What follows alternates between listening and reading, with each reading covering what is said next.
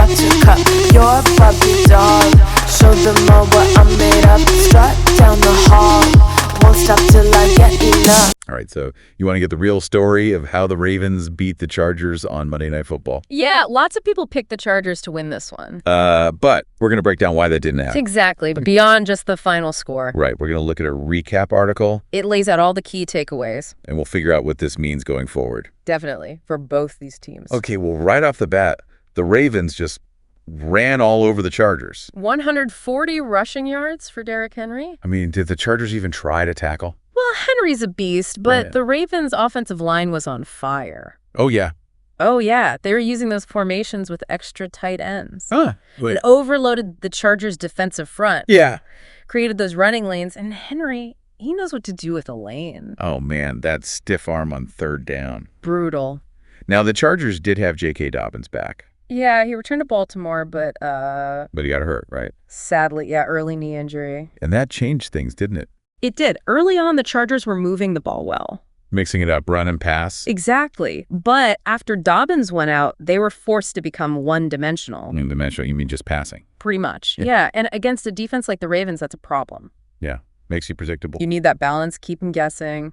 But once you're only passing, they can just key in on that. And that's when those drop passes really hurt. Yeah, the article talked about that. Josh Palmer, Quentin Johnston, some key drops. Especially in those big moments. Right when they needed a play. And Johnson, wasn't he a first-round pick? He was, so you hope for more, consistency. This game really showed how much they need a deep threat. They had to lean on that rookie, Lad McConkey. But one guy's not enough. Nope, you need more targets to keep the defense honest. Some people are saying the Chargers receivers are actually pretty talented. Uh-huh. They just had a bad night. It's possible everyone has an off game. Yeah. But this might be a bigger issue, something they need to figure out. Because without that consistent deep threat, their offense is going to have a ceiling, especially against good teams. Like the Ravens, who seem to always be well coached. Always.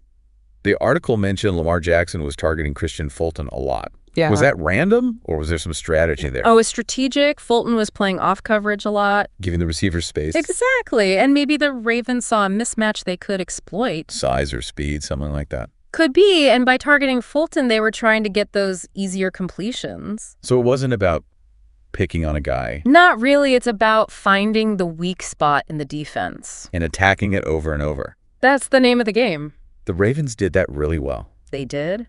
Now, the Chargers' defense has been good this year. They have, but they couldn't stop Derrick Henry. Nope, and that put their offense in a tough spot, always playing catch-up. The Ravens controlled the tempo, the clock. That's what a good running game does. So were the Ravens just that good? Or was the Chargers' D not as tough as we thought? It's probably a little of both. The Ravens were playing well, no doubt. They were humming. But this game also showed some cracks in that Chargers defense. It did, especially against a power run game like that. So maybe not just a bad night for the Chargers. Maybe more of a wake-up call. Against a real contender. Exactly, and that's why this is so interesting. Right. It's not just about the score. We got to understand what this means for both teams going forward. Yeah. Big picture stuff. That's what we're here for. They were on their heels all night. Happens when you got to deal with a running game like that. Yeah, you're always reacting. It opens up the passing game, too. Even if your quarterback isn't throwing it 40 times. Right, efficiency over volume. Exactly. Lamar Jackson, only 13 completions, but 3 of them touchdowns? 3 touchdowns. Not bad, not bad. The article mentioned all his longest completions this year have gone to Rashad Bateman. Oh, yeah. Yeah. You think that's a coincidence, or is there something more there? I mean, they've definitely got a connection. A knack for the big play. They just find each other. And Bateman wasn't even the main target in this game. Right, so it's not just volume. They make the most of their chances. 1 or 2 big plays can swing a whole game. Speaking of swinging the game, the Ravens really took control in the second half. 30-6 scoring run. After being down 10 points earlier. That's not just winning, that's a statement. And there was all that talk before the game. About how the Ravens needed to prove themselves. Against a real contender. They shut a lot of people up with this one. Not just Derrick Henry either. No, sir. Lamar made plays, Zay Flowers, Mark Andrews. Even Justin Tucker got back on track. 45-yard field goal. Nice to see him bounce back. Every little bit helps. In a game like this, absolutely. Now, we talked about the Chargers getting one-dimensional. You're relying on the pass. Did the Ravens fall into that trap too? Just running it all the time? No, I don't think so. Okay.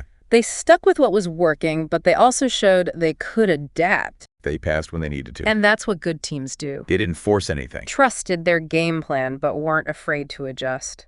Before we wrap up, some crazy Derrick Henry stats. Hit me. 600-yard games this season. That's odd. It's tied for second most in the league. Wow, he's having a year. And this was his 20th game with over 140 rushing yards. 20th. 20th.